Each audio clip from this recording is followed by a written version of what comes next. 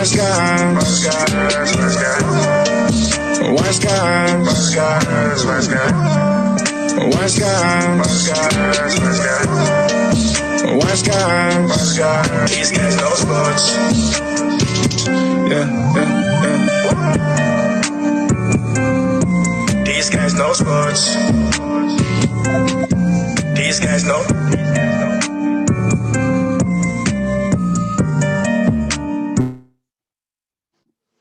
Welcome to Wise Guys. These guys know sports on this Wednesday, August the 19th on the Worldwide Sports Network with my co-host, Mr. Clarence Nixon. What's up, Mr. Nixon? Hey, how you doing today, man? And you should state me as your Mr. Favorite co-host. My guy, you my only co-host, man. You my guy. Everybody, we're going to follow Wise Guys on Twitter at WiseGuys_H, also on Facebook, Wise Guys. And be sure to follow Wise Guys on Instagram with These Guys Know Sports. It is hump day. Clarence, how's your Wednesday treating you today? You want to know something? When I was watching that game last night, I was thinking about everything you were saying. Mellow this, mellow that. I'm like, bro, this is bad. So I was going into the next day like, I wonder what Trey gonna come up with today on the show. So I'm very excited to see what's your reaction to everything in these playoffs, man. We're gonna get to that. Yeah. I'm feeling that today. Yeah, we're gonna get to that. But we got a lot of topics we're gonna talk about today. We're gonna talk about the New Orleans Pelicans dismissing Alvin Gentry and moving on from him, and they're expected to pursue Ty Lue and Jason Kidd. Also, we're gonna talk about expectations for Burrow's Bengals this year. We talked about it a little bit on the show the other day with our guest, Lawrence Wright. Shout out to Lawrence for coming on the show. We had a nice interview with him on Monday. Also, we're going to talk about here in a bit, Brett Favre. He says that Aaron Rodgers should not feel threatened by Jordan Love. But we begin in the NBA in the bubble in game one of the Western Conference first round series between the Los Angeles Lakers and the Portland Trail Blazers. The Trail Blazers outlasted the Lakers 100-93. Damian Lillard dropped 34 points, 5 rebounds, 5 assists. CJ McCollum contributed 21 points, 5 rebounds. LBJ had a triple-double, 23 points, 17 rebounds, 16 assists. Anthony Davis, 28 points, 11 rebounds. So, as we open up the show today, Mr. Nixon, you picked the Lakers in 6. I got the Blazers in 7. So, as you watched that game last night, what was your reaction from that game? Man, first of all, you see Jokic Nurkic had 16 points and 15 rebounds. Big shout out to Jokic Nurkic. He was working the boards last night against Anthony Davis and JaVale McGee. Like that right there he's one of the biggest X factor on that Portland team. But my reaction to this game was how basically the Lakers the Portland Trailblazers made the Lakers play their game. Like, their biggest strength is shooting a 3, and LA's, that's not their biggest strength. So they forced them into playing their game. And I think they did a really good job of making them shoot a lot of jump shots and a lot of threes because, LA is not a good shooting team in the NBA. And that's their biggest problem on their team. But for Dame Dollar and them, they executed transition points off the rebounds. Damian Lillard is shooting 30 feet again, another D3. I think they did a good job of slowing down LA's best players. So big shout out to them though. But the war is still on, man. It's only game one. It's only game one, but I hate to tell you, Mr. Nixon, I told you so. I told you, and I told a lot of LeBron/Laker fans a while ago. I said when the bubble started, if the Portland Trail Blazers make the playoffs, they're going to give LeBron James and the Los Angeles Lakers nightmares. And I guarantee you, last night, LeBron, Frank Vogel, Anthony Davis, Clarence, they lost some sleep last night when they started trying to think about ways to stop the Portland Trail Blazers and Damian Lillard offensively. They lost some sleep last night. Trust me when I tell you that, because last night, the game was simple for me. As I watched that game, to me, it was simple because the Portland Trail Blazers, they started and they finished the game better than Los Angeles Lakers. In that first quarter, Portland, they came out, They were in rhythm, and you could tell they were playing with that intensity in the playoffs that you need. You remember over the last few weeks, the Portland Trailblazers, they've been in playoff mode. They've been in game 7 after game 7 after game 7, and they've been having to win all of these games to be in this position. You could tell early on that the Lakers were a little bit out of rhythm, and the Blazers had the momentum, and they were playing and firing on all cylinders in the beginning of the game. And then as we got into the second quarter, in the middle of the game, in the third quarter, the Lakers made their run. They got back into the game, and the game at that point was even. But once we got to the fourth quarter, Clarence, let me break this down for you and give you these statistical numbers in the final 7 minutes after the Blazers went down by 6. I think Kyle Kuzma had hit a layup, and Damian Lillard was on the bench, and the Blazers was trailing by 6 points. These were the final 7 minutes. The Blazers outscored the Lakers 19-6. The Blazers from the field, shooting wise, they went 7 of 12 from the field. The Lakers went 3 of 14. The Blazers field goal percentage was 58%. The Lakers was 21%. From three-point range. The Blazers went 5 of 7 from three-point range. The Lakers went 0 of 6. And for the entire game, this is the stat of the night. This tells you everything that you need to know. The Blazers went 13 of 34 from three-point range. The Lakers went 5 of 32. So the Blazers were plus 24 and three-point scoring, and the Lakers had no shooters whatsoever. KCP, he was awful. Danny Green, he was terrible. So my question for you is, Clarence, as we go along in these playoffs and as these series start getting more and more interesting, where are the Lakers going to find their necessary shooting to get out of this series? One more thing for you. We've been talking about all year long the Western Conference Finals being the LA Clippers and the LA Lakers. And I told you a few weeks ago on the show, bro, that my Portland Trailblazers are here to crash the party. They're that person in the party that walks around dancing everywhere, getting in everybody's way. And you're like, man, get out of my way. I'm trying to dance with my lady. They just in the way. That's what Portland is right now in these NBA playoffs in the bubble. But to answer your question, though, the concerns about the Lakers' performance is they have to find the shooters. And they have to rotate a lot of players into the rotation, like J.R. Smith and Dion Waiters. Them guys have had to step up and make big shots. LeBron is a system of his own, and their biggest strength is playing the paint down there. So once they play the paint, somebody close out and kick it out. Someone has to be ready for the shooting. And then another thing is too the guard defense. Like you have to rotate. You got to rotate playing when you defend against Damian Lillard and C.J. McCollum. You have to rotate your best defensive players on the team, like to stop them. And here's the thing: Damian Lillard is very impressive. First of all, but he's amazing during the pick and roll action, because either if you jump high, he can attack the basket, or you just sleeping, he's gonna hit the jump shot under the screen. So you have to make key adjustments against that type of play. Yeah, and I want everybody to know too today, I don't have no Portland Trailblazers gear because Melo just got to Portland this year. I've always been a Damian Lillard fan, but now that I got Melo on the Portland Trailblazers with Damian Lillard and C.J. McCollum, it's just a match made in heaven. And I got my red and black on because we know the Portland Trailblazers colors are red, black, and white. So I got my Nike shirt on representing for the Portland Trailblazers. But I want to say this real quick. Kentavious Caldwell-Pope, Clarence, last night, he had 1 point, 1 rebound, 1 assist. I don't know why Kentavious Caldwell-Pope showed up to play. They might as well left him in his dorm room. I don't know what he was doing last night. He was god-awful. He had 1 more point than me and you last night. He was terrible. And then Danny Green, he had, 10 points, but he went 2 of 8 shooting from three-point range. He's very inconsistent shooting the three.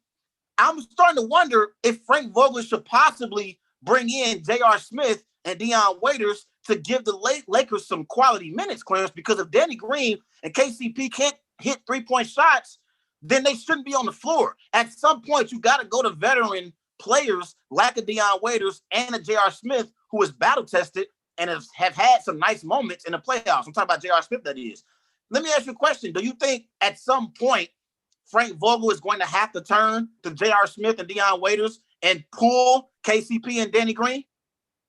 I don't think you should pull them from the starting lineup or you should shorten their minutes. I think you have to understand what's the Portland Trailblazers game plan.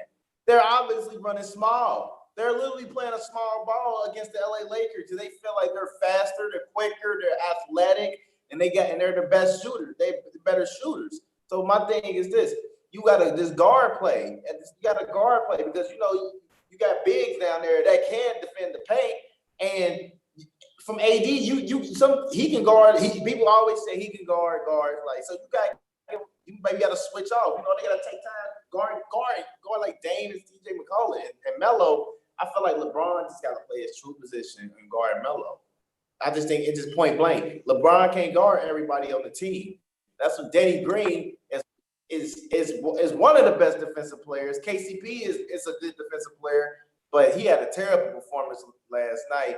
And honestly, I am missing Avery Bradley because he was another defender too. Like if Danny Green get out, here come Avery Bradley, or KCP get out, here come Avery Bradley. They can swap and rotate. And hell, believe it or not, if you got Danny Green and Avery Bradley on the same court, that's good. That's great. Yeah. So you don't think they should pull them just yet? Nah, not yet. I don't think they should pull them at all. I think they should come up with a game plan to rotate those forward players. Like if you play a small ball, like try to rotate it and mix it up. Like play the Portland Trailblazers game a little bit until you find that shot and that chance to okay, this is how we go do it. And honestly, if you still got Brown on the court playing that small ball, they can possibly take advantage. AD playing the 5, LeBron playing the 4, Danny Green, Deion Waiters, J.R. Smith. Yeah, I think they should play a little small ball right there. Okay, now real quick, Clarence, but we got to start talking about the elephant in the room here because the problem is Anthony Davis. I got to call Anthony Davis out today on Wise Guys on the Worldwide Sports Network. Anthony Davis, in his career, we know he's a 7-time NBA All-Star, 3-time All-NBA first-team player. He has an NBA All-Star game MVP on his resume. He's a 24-point-per-game scorer, averaging 10 rebounds per game in his career.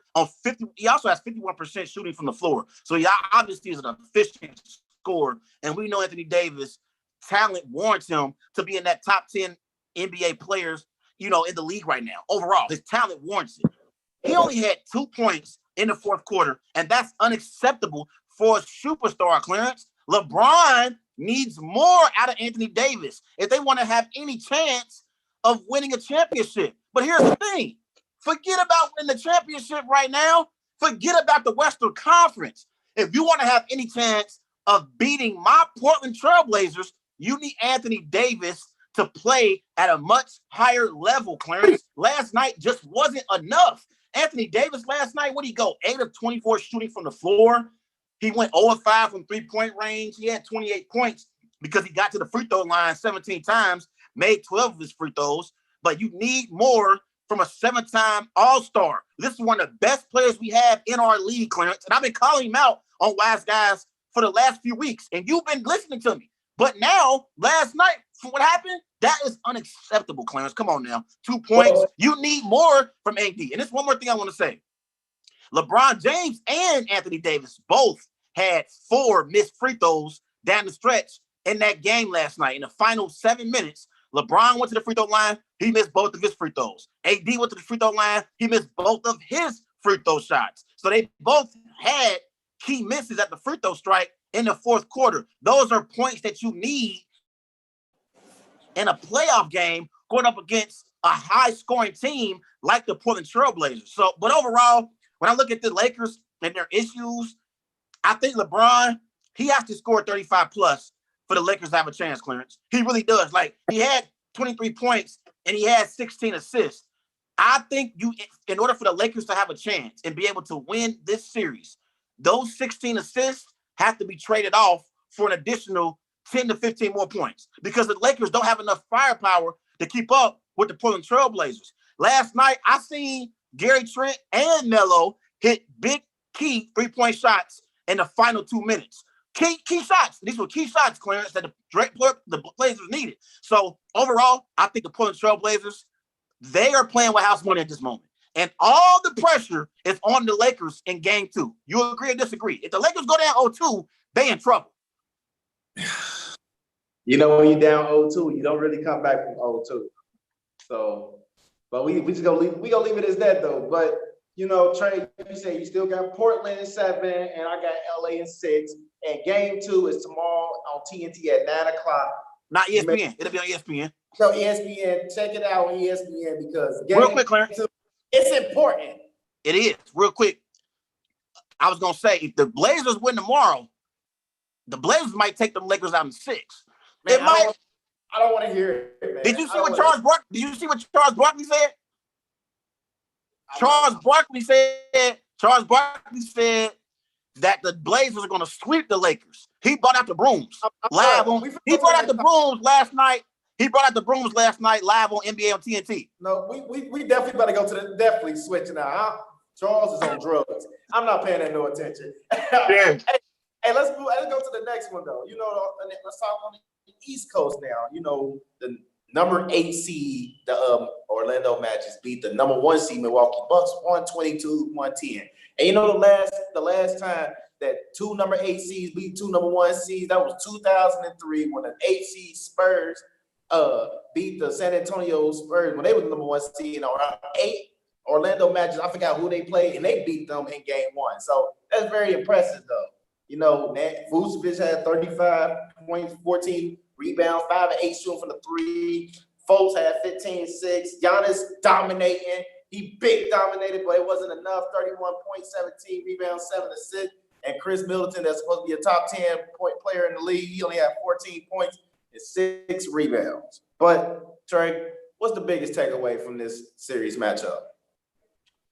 The biggest takeaway for me was I think Chris Middleton was a complete no-show, Clarence. He was a no-show. 14 points is not going to get it done in a playoff matchup. Giannis needs a second co-star in order to be able to get the Milwaukee Bucks to where their goals are, and that's to win an NBA championship.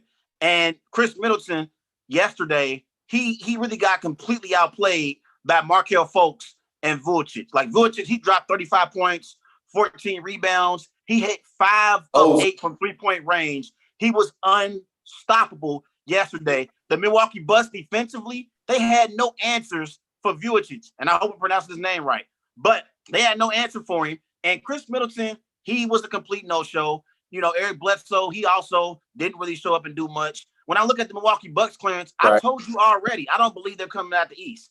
And yesterday, watching that game showed me why my prediction of them coming out the East is going to be right, because they don't have no consistent go-to player when Giannis is struggling. Whenever Giannis is struggling, Chris Middleton, at times he can have his moments where he has flashes and he scores the ball very well, but he's not very consistent. A head coach is not losing sleep over Chris Middleton. Like, I think you was riding that Chris Middleton train since we've been in the bubble because you want the Milwaukee Bucks to go to the finals so bad, and you want to be so right about this Milwaukee Bucks team. I'm sorry to tell you, Chris Middleton ain't it. He's not it. He's a great third option to a championship contender. He's not a great second option. As a matter of fact, he's a terrible second option on a championship contender. He's not a Kyrie Irving. He's not a Dwayne Wade. He's not that kind of player. I think yesterday showed us why the Milwaukee Bucks will not be in the NBA Finals. And I think the Orlando Magic, they showed us some things and they opened up our eyes to some of the Milwaukee Bucks' weaknesses overall. So I think Milwaukee's going to struggle in this series. I still think they're going to win the series overall, but they're not getting to the finals. So hold on, let's go to our next question. Mr. Smarty Pants. So you believe the Milwaukee Bucks in trouble? Huh? From the standpoint of them getting to the finals, they're in trouble. From the standpoint of them getting to the finals, they're in trouble. They'll beat the Orlando Magic. They'll beat the Magic, but they messed me up in my picks last night because I had the Milwaukee Bucks sweeping Orlando Magic. So they completely messed up my prediction. What did you have, Bucks in 5? Yeah, I got Bucks in 5, man. Even though a lot of people say Bucks in 4, but think about it. Orlando Magic, they swept. They won game 1 against the Toronto Raptors last year. They always got to a hot start, but they start to cool down. So I think Milwaukee, they finna get into their groove, and they gotta play everybody got to touch the ball, at least score something, help the basket. Because Giannis can't score all the buckets for the team.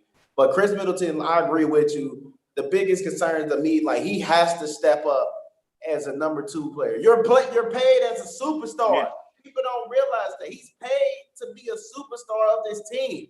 But think about it. If Giannis do leave, he's the number 1 option on that team. He's gonna get treated like that, and which we believe he's not. But his contract says he's gonna be turned into a number 1 if Giannis decides to move on. But as of right now, he is the number 2 option on that team that needs to step up. They need him to hit shots. He needs to be another scorer with Giannis.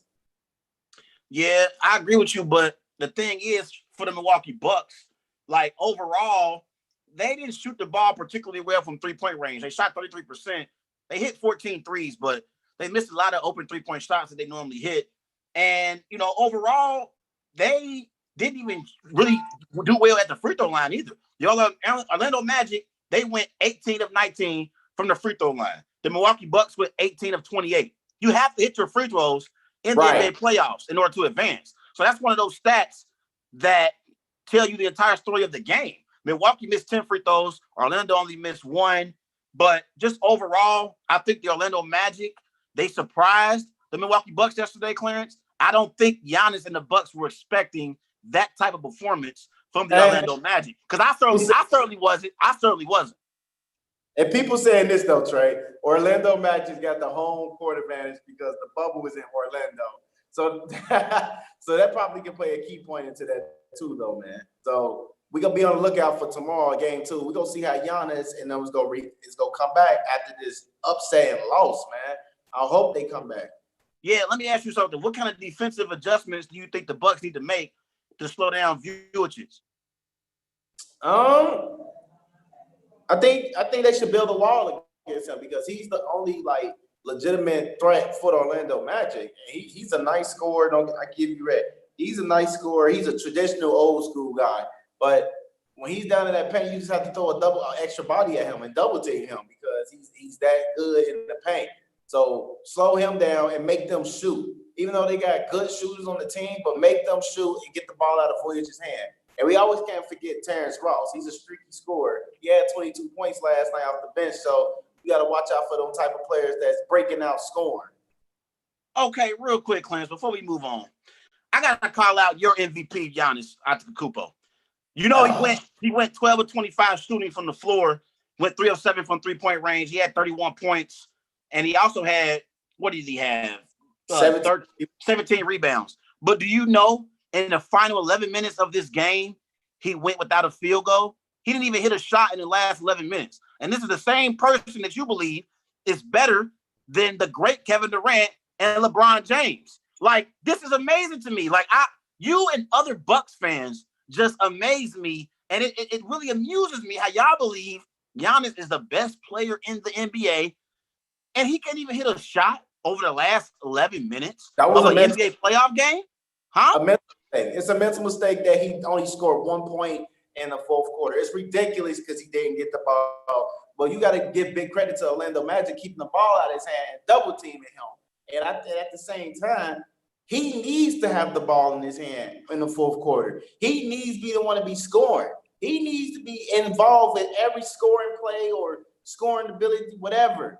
Like you said, 1 point in the final 11 minutes, that's unacceptable. And I do say, yeah, he's one of the best players in the league because he's talented. He's a very talented player. He's a dominant player. He's probably one of the most dominant players in the NBA right now. He is one of the best. He is the best. Oh, he is one of the best. That's not the argument. The argument is you said he's the best. And if we're judging him according to – hold on, Clarence. Hold on. If we judge him according to those best player in the world standards, I expect the best player in the world to score a field goal in the final 11 minutes of a playoff game. That's not just one field goal. You need him to score multiple field goals if your team not answering. I agree. They lost 122 to 101. That was a bad blowout. That was a bad blowout because Mike Budenholzer, he's a great coach, and I give you that. And he knows the game plays in and out on the court. So he needs to make some adjustments on the team. And Giannis, if the 3-ball not hitting, you know what you do best. Go to the basket, baby. Yeah, let's switch to some NFL, Clarence. We'll come back to our NBA, you know, games from yesterday here in a bit. Let's talk about Brett Favre. Brett Favre, he recently was talking, and he talked about Aaron Rodgers and the situation that's going on right now in Green Bay. And I quote Brett Favre. He said, Rodgers isn't threatened by someone else taking his job. So we all know what's going on right now in Green Bay. The Green Bay Packers, my Packers, selected Jordan Love with their first pick in the 2020 NFL draft. They moved up to select Jordan Love. And so everybody's talking about Jordan Love being Aaron Rodgers' replacement in Green Bay. So my question for you is, should Aaron Rodgers feel threatened by Jordan Love? Yes. He should. What? He should feel threatened by Jordan Love. Let me tell you this. I know I'm probably about to piss you off or any Green Bay fans, but listen to me though. Let's be realistic. When a new coach come in town, he wants to build his own team. But he has to face adversity, culture, awareness, the fan base, even the offense, because the Green Bay Packers is a traditional organization. They go by their own traditional rules. But his word, his say-so matters as well. So when they use that first pick to pick Jordan Love, they know that this is their next franchise quarterback. And Aaron Rodgers, he has a small window to perform and show that he want to retire here, or he wants to like fan off a new trade partner. But think about it, Trey. They did the same thing for Brett Favre. It took 3 years for Aaron Rodgers to get on the field. It might take 3 years for Jordan Love to get on the field. So in them 3 years, if they're not successful or not even close of being successful, Aaron Rodgers might be on the road. He might be on the edge right there. That's what people don't understand. He's a talented quarterback. Don't get me. But business is business. Business is business, Trey. And I ain't even get to this part yet. Now, if Matt LaFleur feel more comfortable and he eager to get Jordan Love on the field, then they might make some big plans. Might want to trade off Aaron Rodgers for a few picks for some Super Bowl contending teams, and they go from there. Think about it. Phillip Rivers got 1 year left. Think about it. Phillip Rivers got 1 year left with the Colts. If he don't perform, it might be a possibility that the Indianapolis Colts might be on the market looking for another quarterback because they feel like they're in Super Bowl contending. Think about it. I'm just saying. I give you another team. Okay. The Dallas Cowboys. If they don't get the deal done for Dak Prescott and they feel like Andy Dalton is the true backup, they can be on the road again. Aaron Rodgers. Hey, reunite with Mike McCarthy and Dallas Cowboys and with Ezekiel Elliott. That's very impressive. But you just gotta have an open mind though. But yes, he should feel threatened that Jordan Love entered Green Bay Packer organization. Green Bay, Wisconsin, cheeseheads looking at their new franchise quarterback. And you are too, Mr. Trey Larkins. You done yet? Oh, yeah, I'm done. Are you done? Okay, because I'm about to tell Jordan. By the way, everybody, if y'all don't know who Jordan is our business manager. And we love Jordan. Shout out to Jordan. She's our business manager. I'm going to tell Jordan to ban you from talking football. Seriously, I'm going to tell her to ban you from talking football. Last week, you disgusted me last week when you said the Dallas Cowboys drafting CeeDee Lamb is comparable to the Golden State Warriors bringing in Kevin Durant in free agency. You agree with Mike Irvin? Yeah, you agree with Mike Irvin. You annoyed me last week when I had to discuss that with you. That was annoying to me because I already know Michael Irvin, he's wearing his Dallas Cowboy pom-poms. He's a Dallas Cowboys fan because he played for that franchise. At least I can give him an excuse. I didn't know what excuse to give you when you compared them drafting CeeDee Lamb to the Warriors bringing in an all-time great Kevin Durant. But nevertheless, here we go again. I'm about to also ban you from being able to talk Packer football because the great Aaron Rodgers shouldn't feel threatened because of Jordan Love. Do you know over the last 2 years, Aaron Rodgers has 51 touchdowns, just 6 interceptions, and for his career clearance, he has 364 career touchdown passes to just 84 interceptions. He has the best touchdown to interception ratio of all time. He's thrown for close to 47,000 passing yards with 65 completion percentage in his career. He's won multiple division titles being the quarterback for the Green Bay Packers. He's a 2-time NFL MVP. He's a Super Bowl champion, and a Super Bowl MVP. Aaron Rodgers is the face of the Green Bay Packers, and he shouldn't feel threatened about Jordan Love. Aaron Rodgers, from a talent perspective, is the most talented quarterback we have ever seen. We got Patrick Mahomes on the scene now. I want to see Patrick Mahomes put together a body of work like the great Aaron Rodgers. I am tired of people like you, Clarence, and other haters out there acting like Aaron Rodgers doesn't have it anymore. It is really bothering me, and it's really irritating me because what are your eyes showing you? Last year, Clarence, in a down year, he had 26 touchdowns, just 4 interceptions, just 4. And he threw for over 4,000 passing yards, completed 62% of his passes. And that was a down year, my friend. Here's the thing. The Green Bay Packers, they have not shown Aaron Rodgers the appreciation that they should have.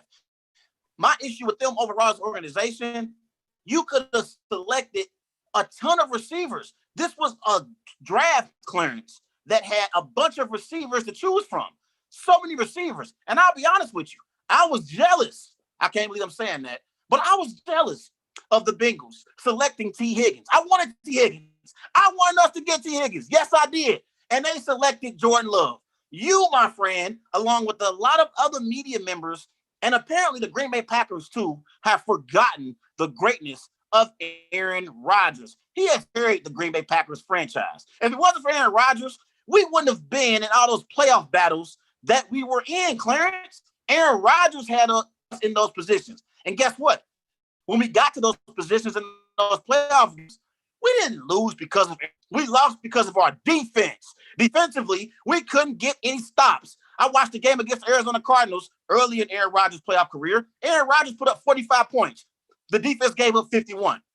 I also watched the playoff game in the NFC Championship game in 2016 against Matty Ice, where Aaron Rodgers and the Packers got beat down in the NFC Championship game, Clarence. Julio Jones was slugging Packer defenders around like ragdolls. It was hard to watch. And then I watched last year, the 49ers dropped 37 on my Packers. I am tired of you and other media members pretending as if Aaron Rodgers isn't still great. His resume speaks for itself, and he still is a top 5 NFL quarterback as far as I'm concerned. Think about it.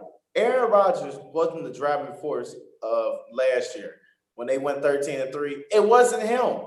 It was the other Aaron Jones, that was the driving force of the Packers being successful. And for Aaron Rodgers, he knows this is a business. He knows possibly in the next 2 or 3 years, if he don't at least bring them a Super Bowl in the next 3 years, that his days in Green Bay is actually outnumbered.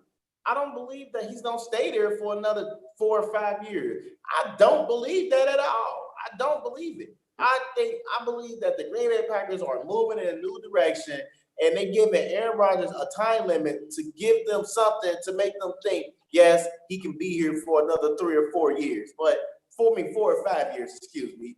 But I truly believe he got a 2 or 3 year window to get it together. He last time he made the Super Bowl was 2009. That is a long time, my friend. At 11 years. But he's been in the NFC Championship game since then, Clarence. No, I mean 12 years. It's been 12. I think. Wait, 2008. I think. But it's been a decade since he won a Super Bowl. We won the Super Bowl in 2010. Yeah, there you go. 10 years ago. But look, it's him and Drew Brees.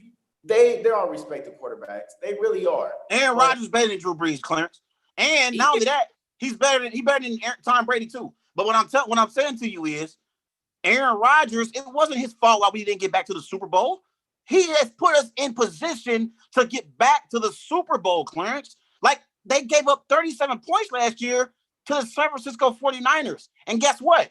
Jimmy G only dropped back the pass 8 times. How is that Aaron Rodgers' fault? Can you tell me? How's it his fault? And I just mentioned earlier in his postseason career, they gave up 37 points to the Arizona Cardinals. And then in the 2016 NFC Championship game, they gave up a ton of points to Matty Ice in the Atlanta Falcons. It's never been Aaron Rodgers' fault. The Green Bay Packers organization should be ashamed of themselves for how they have not put around a team around Aaron Rodgers the right way. They haven't done it, Clarence. They have not done it. I hate it. Like, I really hate the fact that Aaron has been a part of our franchise and only has one Super Bowl championship. It's really a travesty if Aaron only retires with one Super Bowl championship. With all that talent that he has, he should have at least two rings, at least. Underachieved. If he retire one Super Bowl, he's underachieved because the way how you claim him out, he's one of the greatest, most skilled quarterbacks in the NFL league. And if he only just retire with one Super Bowl, he's underachieved. That's just point blank. But it's not his fault. It's not his fault. But let's talk about that because he was on the Kyle Brandt show and he had a quote talking about Super Bowl championships. He said, quote, "I got one. That's more than some people, more than some great ones."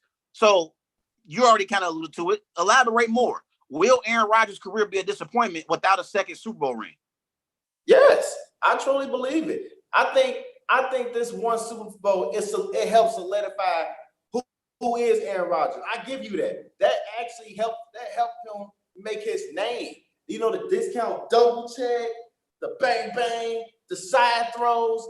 That's who made Aaron Rodgers in that first Super Bowl because he had a great performance in that Super Bowl. I will give you that, Trey. And I was actually rooting for the Green Bay Packers because I never go root for the Steelers in the Super Bowl. So I give you that. But I just think when you have Aaron Rodgers, it's not his fault, and it's a team game, and they didn't have the successful building a team around him enough to solidify his talent, and I think it make it more difficult when you only have one legit receiver, a decent tight end, and a decent running back. This before Aaron Jones.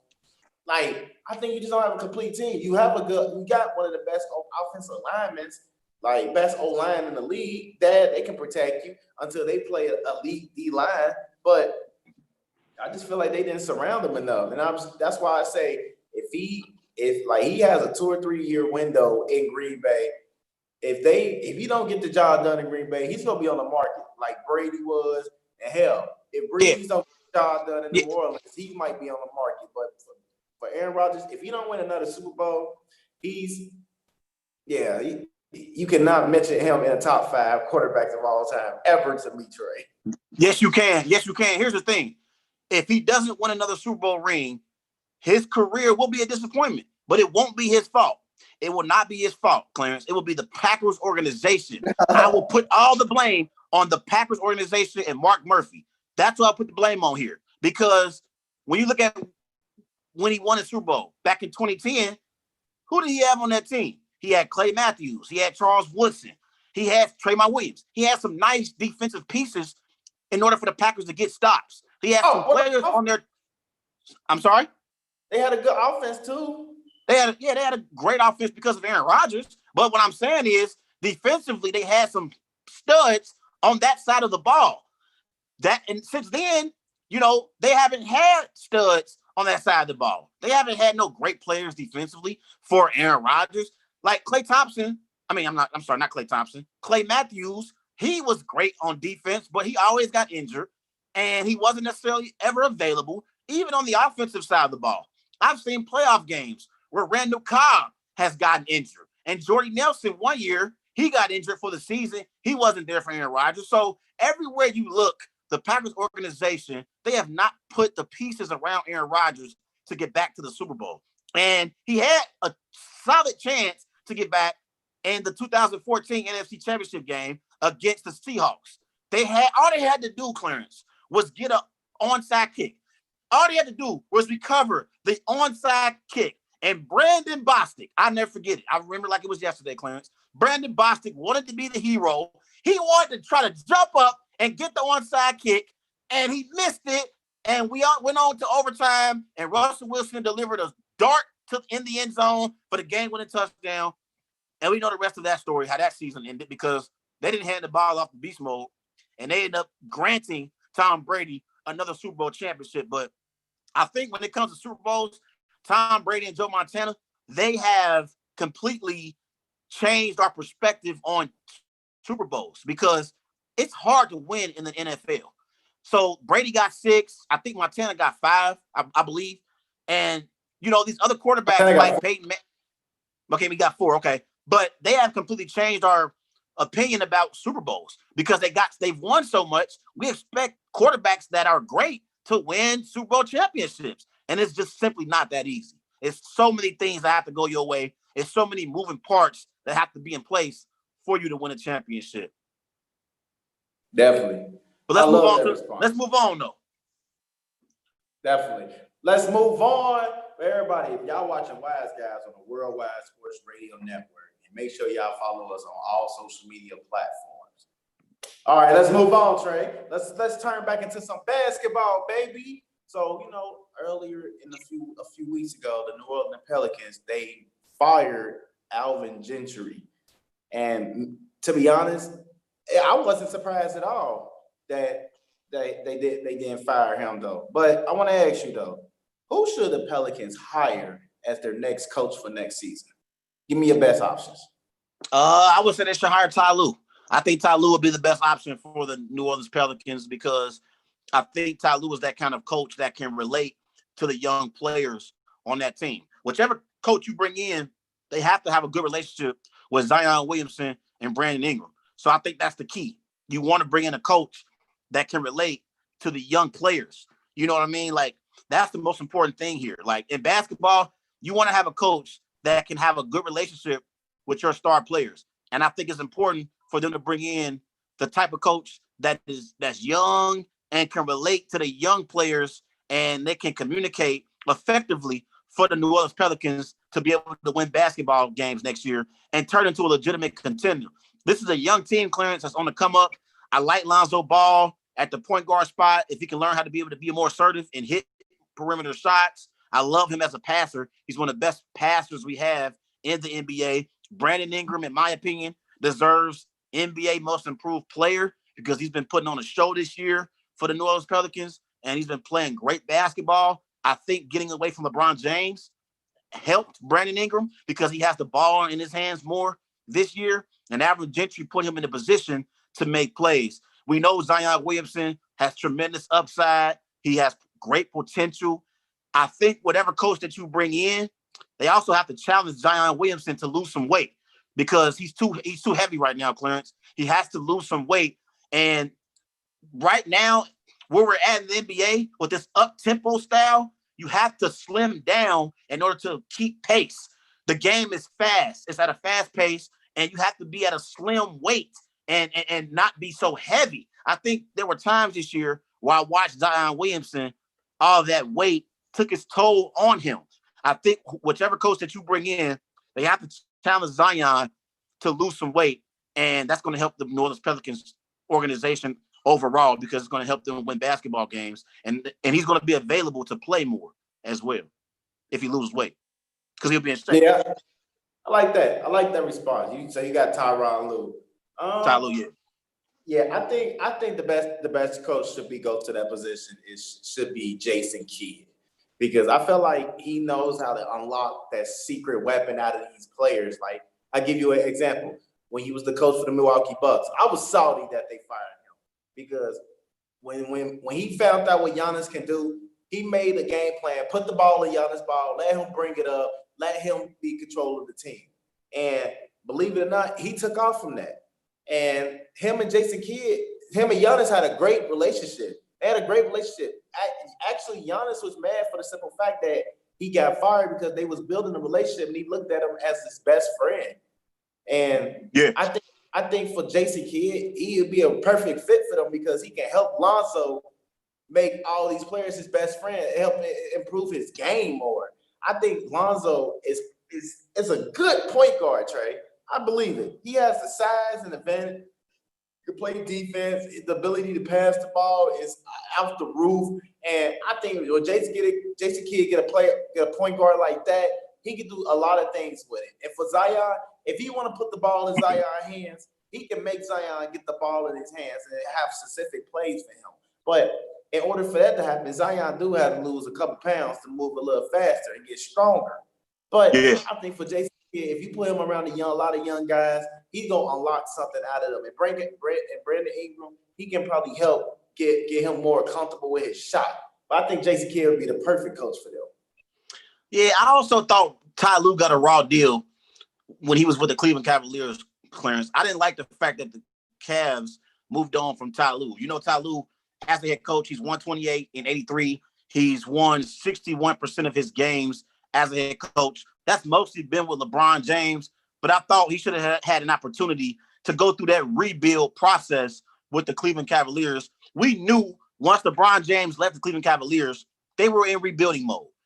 That's just the way it is. And I didn't like the fact that David Griffin, well, it might not be David Griffin. He might have already left Cleveland. It wasn't David Griffin, but Dan Gilbert, rather, he's the owner of the Cleveland Cavaliers. Yeah. I didn't like how I think the general manager for the Cleveland Cavaliers is Kobe Altman.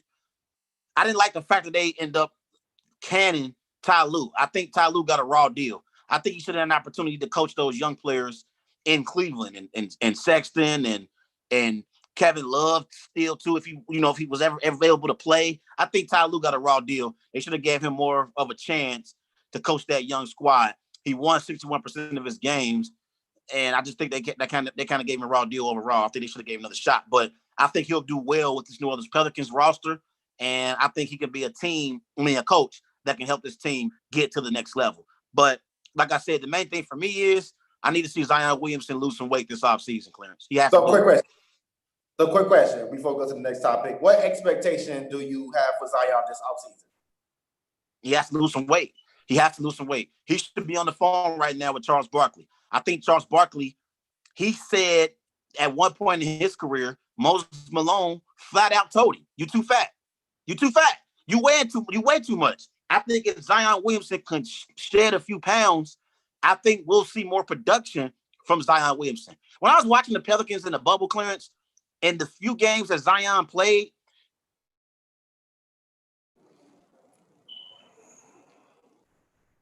felt like he kind of like, did you get that feeling too? Like I kind of felt like Zion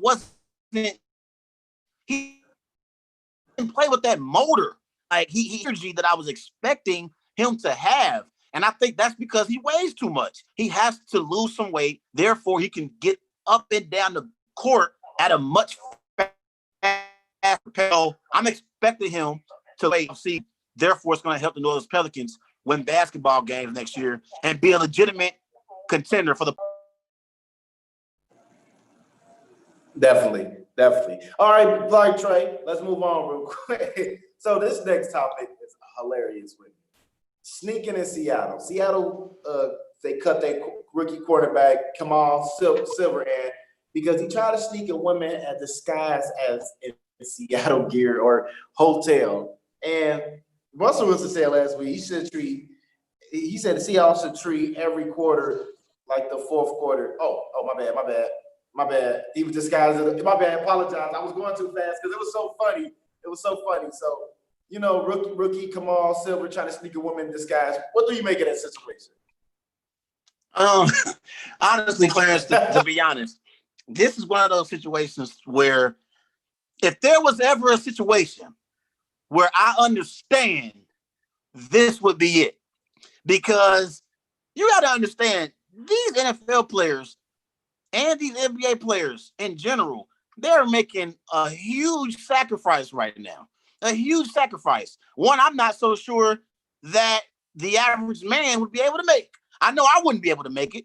And I understand that the Seattle Seahawks and Pete Carroll, they have to send a message so they can, show everyone that this is something that can't be taken lightly. Like, this is a big deal. But if there was ever a situation where I understand what this brother was going through, this would be it. If there was ever a situation where I thought a rookie deserves a second chance, this would be it, Clarence, because these players, they have a certain lifestyle that they're accustomed to. When you're an athlete, you have a certain lifestyle that you used to, and you have access to certain things. And when you take that away from a particular player, some players, Clarence, and some people in general, they can't handle it. They cannot handle it. Clearly, Kemah Siverand, he couldn't handle it. And it is funny that he snuck in a woman disguised as Seahawks gear. That's the most funniest part than anything about this story. Like, he tried to sneak her in. Listen, I understand where he's coming from. I hate the fact that he had to be made out of an example. because he's a rookie, and I'm excited for him to get a chance to play in the NFL. But if there was ever a time where I understand your shortcomings and I understand I can relate, this would be it right here. Yeah, I think it was hilarious, and I think his hormones was jumping out the roof, Trey. So you think? Yeah, rookie made a bad mistake because it cost him his playing time, and now he got to get cut and look for a new team. But I think that this is just a lesson learned for the Seattle Seahawks players. Like, don't try to sneak no girl in, especially into private hotels, and everybody is making a sacrifice to make sure y'all can play football. But it's sad that he had to get cut, but it's business in the NFL, man. But Clarence, if there is no man alive that would fault Kemah Siverand here. There's no man alive. Any man that is a grown adult would not fault this man. I would give him an opportunity, Clarence, to play for my team. Look, I would. I can't be away from my girl, man. Like, if I'm a football player, hey, what you doing? This ain't enough. Can you come over or whatever? But the point is that, yeah, his hormones was jumping too much, and he did his best trying to sneak her in, but unfortunately, he had to pay for it. But it's just sad, man. Listen, the bottom line is, I understand why the Seahawks released him. They have to send a message to the rest of the team that this cannot be taken lightly. This is a serious issue that we're dealing with. We don't want to have a coronavirus spread throughout our team. I get it. But like I said, if there was ever a situation where I understand where this young man is coming from, this would be it. I think he deserves a second chance, Clarence. So I hope one of those other 31 other teams reach out to my man, Kemah Siverand, because I don't think there was any ill intent here. There wasn't no malintent. I don't think he is a person that I would say is a bad character player. I wouldn't categorize him to be someone who has character issues. None of that. This was just a situation where a man has his needs and women have their needs as well, Clarence. Let's be honest. Yeah. Let's move on to the next part of the question. Russell Wilson said last week that the Seahawks should treat every quarter like the fourth quarter. So do you believe he was taking a shot at the Seattle Seahawks coaching staff with these comments? I would say so because, basically I believe over the last 2 or 3 years, Clarence, I believe Russell Wilson has had to bail out the Seattle Seahawks in games multiple times. Like, I've seen some games where the Seattle Seahawks, for whatever reason, they continuously want to run the football. They have not adapted to the new age in the NFL. We are at a time now in the NFL where it's a passing league. And for whatever reason, Pete Carroll and the Seahawks coaching staff, they want to run the football. And that's the issue for me. I think Russell Wilson feels like, hey, I put us in positions to win football games late. Can you help me so I don't have to always rescue us late in games? Can you help me be in a better position so I don't have to always rescue us in the fourth quarter? Because if you notice, Russell Wilson always makes those clutch throws late in games that put the Seahawks in position to win football games. Last year for the season, he had 31 touchdowns, just 5 interceptions, threw for over 4,000 passing yards. And even in the playoff game where they lost to my Packers, I was nervous in that game, Clarence. I was nervous watching that game because I said, I know Russell Wilson is going to make a run here in the second half and get the Seahawks back into this football game. It was far from over. A bunch of Packer fans was on social media talking about, we won the game. We won. It's at halftime. The game is over. I said, Russell Wilson is about to strike in the second half, and we have to try to maintain this lead. But overall, I think it was a shot taken at the Seattle Seahawks coaching staff and Pete Carroll, because I think Russell Wilson doesn't want to have to continue to rescue the Seattle Seahawks late in games overall. Yeah, man. Another thing is everybody have to stay healthy. Like, everybody has been injured throughout the whole season of last year, and that plays a key part to it. Best availability is availability, and knowing Russell Wilson, he never missed a game since 2012. That shows you that he's durable and he's been taking care of his body. But everyone else needs to start taking care of their body too. Like, they play a key part into it. And like you said, they can't keep depending on Russell Wilson to keep leading them, even though he's the quarterback and he should lead them, but he needs help. And the only way you're going to get help is everybody stay healthy. Everyone has to stay healthy in order for them to be successful. And I think this is true that he throwing a shot at the coaching staff because they need to go into their playbook and make some new adjustments. They don't want to keep just like going through the same traditional playbook and nothing. Russell Wilson wants to win, and he been out the playoffs. He been getting bumped out the playoffs these last 2 years, man. So in order for them to play better, everybody got to stay healthy and dig into that playbook. Yeah, and then here's the thing to keep in mind, Clarence. Pete Carroll and that Seattle Seahawks coaching staff, they already cost Russell Wilson a second Super Bowl championship because they didn't hand the ball out to Marshawn Lynch and that Super Bowl against Tom Brady and the New England Patriots. The least you could do is put some pieces around him so he doesn't have to always come to the rescue. Too many times I've seen Seahawks games, and I'm watching these games, and Russell Wilson always has to carry them in the fourth quarter. He's capable of doing it, but I'm pretty sure he's getting tired of having to rescue them late in games. It's just like someone in a relationship. When you feel underappreciated and you voice that to your partner, if they don't do the necessary things to make you feel better, you're going to leave that relationship. This is Russell Wilson putting the Seattle Seahawks on notice. Hey, I'm tired of always having to come through for us late in games. Let me throw the ball around the yard in the first and second quarter. Therefore, I don't have to rescue us late in the fourth quarter. Russell Wilson is the top 2 quarterback in the NFL. After Patrick Mahomes, I think Russell Wilson is the second best quarterback in the league. I know last year Lamar Jackson won NFL MVP. I know Deshaun Watson got his team to the postseason. But I think Russell Wilson is the second best quarterback in the NFL. And I think that he's sending a message to that Seattle Seahawks coaching staff and Pete Carroll. Definitely. But it was a great show today, Trey, man. Great show. Everybody remember going follow Wise Guys on Twitter at WiseGuys_H. Also on Facebook, Wise Guys. And be sure to follow Wise Guys on Instagram at These Guys Know Sports. We're live here on the Worldwide Sports Network.